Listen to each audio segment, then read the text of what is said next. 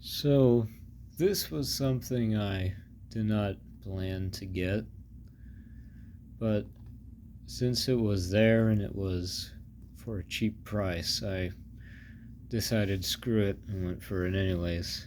And I'm kind of glad I did, because my only Oreck has a bad brush hole in it. By that I mean the bristles are very short, so it doesn't clean very good.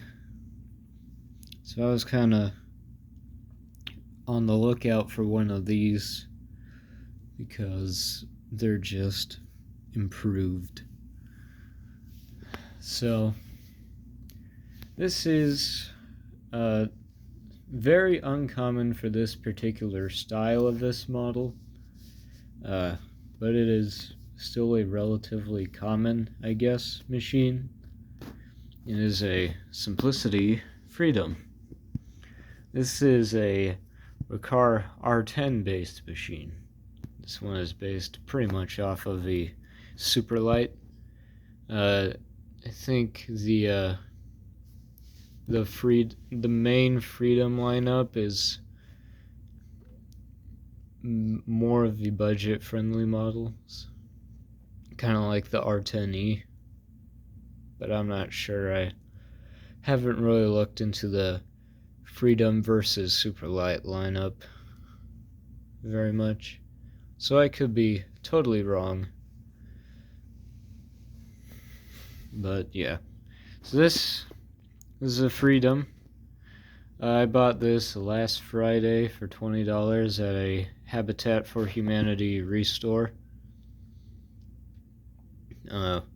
Same day I got something else at a Goodwill not too far from it, which that will be the next video after the weekend, because, you know, first Saturday of the month, warning siren day. But yeah, so this looks like a more higher end Oreck R10, but it's kind of got some features that are, it's kind of like an R10E mixed with like an R10S or something like that. You'll see what I mean, because it's got the 2-speed handle, the 2-speed handle operated foot switch, yet it has this wooden brush roll. I think the R10E is the only Superlight that has the wooden brush roll, but I'm not sure of either. But yeah, it does have a wooden brush roll. It does have the quarter turn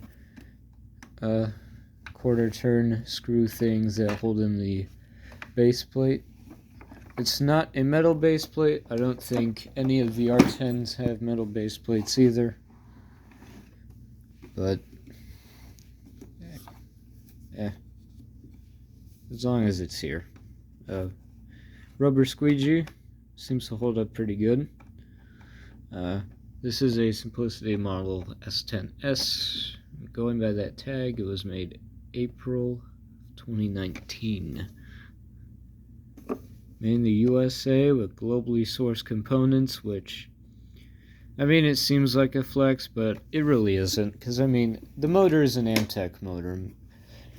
Usually the people that are big fans of these, because made in America, seem to not like the country below us that the motors come out of, but they're good quality motors, because Amatech is good with motors. So Americans give Mexicans too much shit, but without them we wouldn't have easy to access motors for vacuums like these or Oreck. So really, just leave the neighbors alone that are below us, and we will continue to have great machines like this.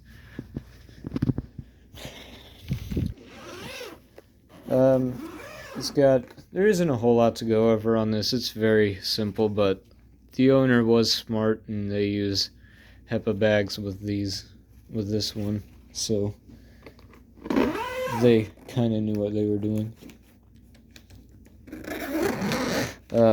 This is one thing I had no clue was on or not. Apparently, you're supposed to have it hold this carrying handle like this, which I really do not like this.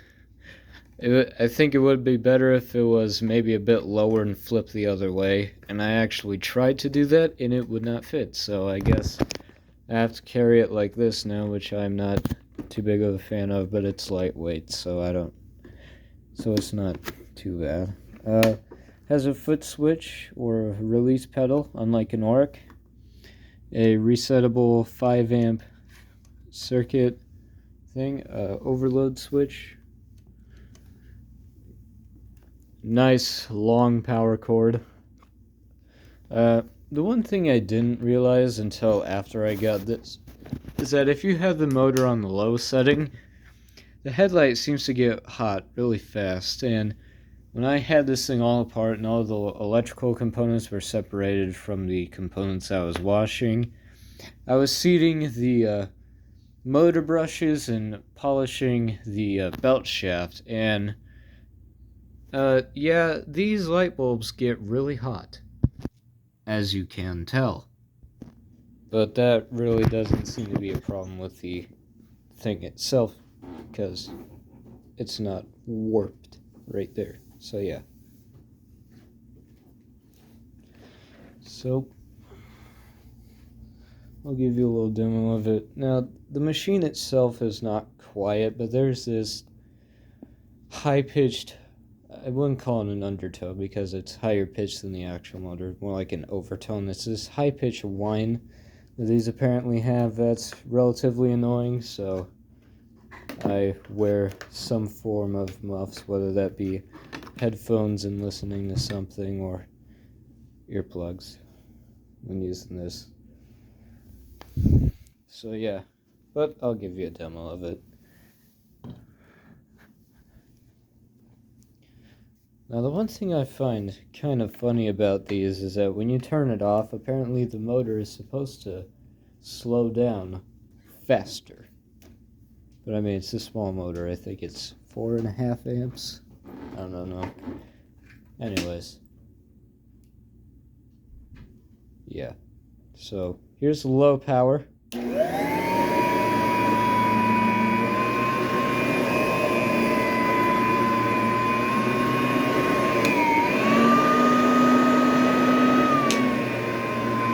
Unlike an Auric, it actually seems to pull itself, and you can actually hear the brush roll on the carpet. It has very good agitation, too.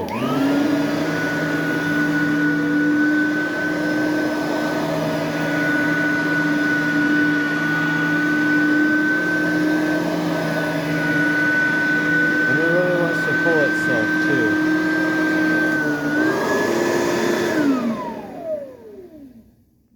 Yeah. So, this is pretty much an Oreck, but better. Especially now that Oreck is owned by TTI. But I mean, even compared to... Sorry, there's some dust on my phone screen.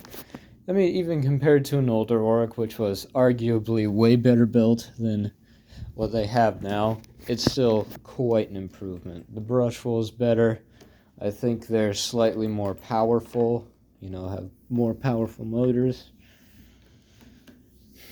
And I think they're slightly less prone to having dust blown all over the housing. But then again, when I got this, it was probably not cleaned for the whole 4 years it was owned. And there was like a bunch of dog hair all over the housing.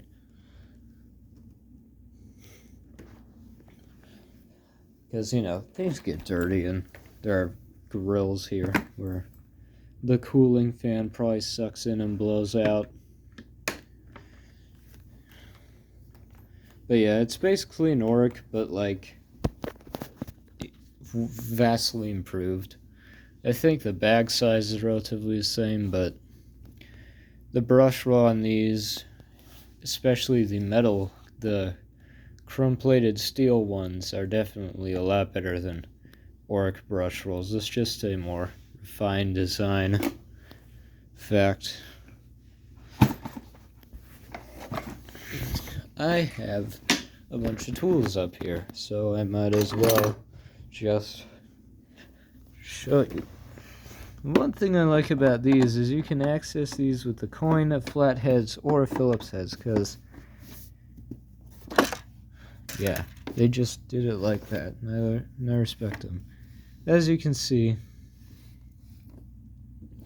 a lot more refined housing design and end cap setup compared to an Oreck, and I think the bristles on these are a lot more aggressive. Now, I'm not completely sure, but I might be able to get a chrome steel brush roll for this when it comes time to replace it. Now, the belt seems to be in good shape, but yeah.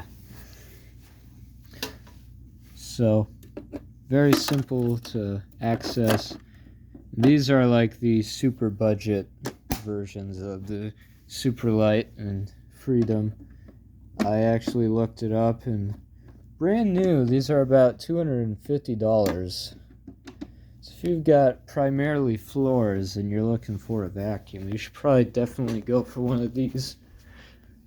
Especially since it's half the price of what Dyson and Shark is throwing out anymore on the market. But yeah, I definitely say if you have primarily carpet and you do not care about anything above floor, you should definitely go for one of these.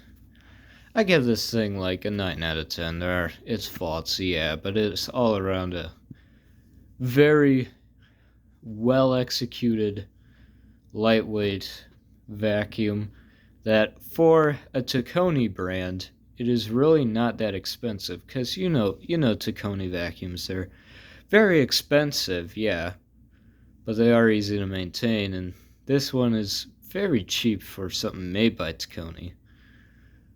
And it's got a decent power cord, a large bag. If you use the HEPA bags, you will pretty much be allergy free, and a decent brush roll. But this would probably be a good choice if you have primarily carpets and you do not care about above floor cleaning, or if you have like a cleaning business. So yeah, I'm Jax Vax and Safety, signing off with another review. See you all in the next one.